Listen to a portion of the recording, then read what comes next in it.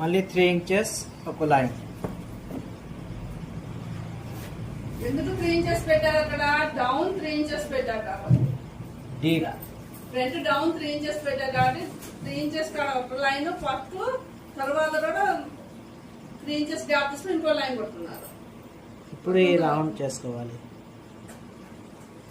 Round చేసుకొని మనకి ఎంత కాలర్ రావాలి? 17 ఇంచెస్ రావాలి. ఆ రౌండ్ చేసుకున్న కాడ నుంచి 1 ఇంచ్ కొని మార్క్ పెట్టుకోవాలి.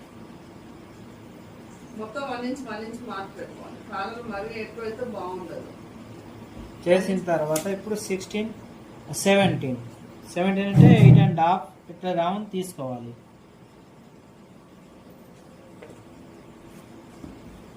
పైన